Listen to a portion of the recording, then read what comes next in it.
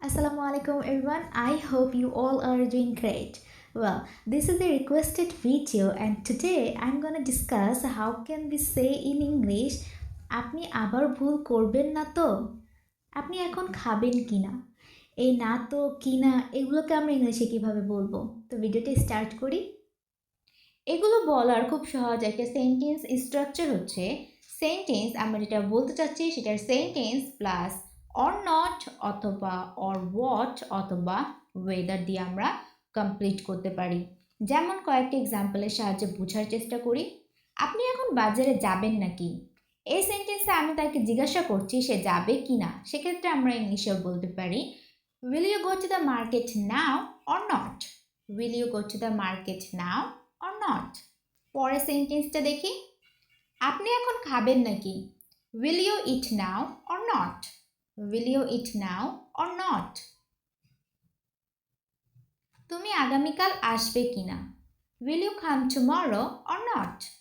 এটাকে আমরা এভাবেও বলতে পারি will you come tomorrow whether or not? তুমি যাবে কিনা? এই সেন্টেন্সটাকে আমরা এভাবেও বলতে পারি will you go whether or not? Will you go whether or not? তুমি কি বোকা নাকি? এই নাকিকে আমরা ইংলিশে বলতে পারি অর হোয়াট দিয়ে, যেমন are you stupid or what? Are you stupid or what? তুমি তৈরি কিনা? Are you ready or what? Are you ready or what? এখন আমরা না তো এর ব্যবহার দেখি, যেমন আপনি এখন চলে যাবেন না তো? এই না তো দিয়ে আমরা শিওরিটি চাচ্ছি যে সে চলে যাবে কি না।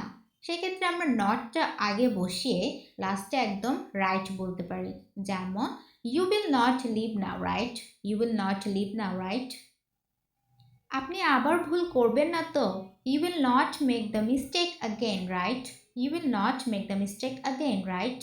সো ওয়েল, এটা একটা রিকোয়েস্টেড ভিডিও ছিল, তো আই হোপ আমার কনসেপ্টটা বুঝতে পেরেছি। আমাকে প্লিজ কমেন্ট করে জানাবেন এগুলো দুটি সেন্টেন্সের ইংলিশ কী হবে। সবাই ভালো থাকবেন। আসসালামু আলাইকুম।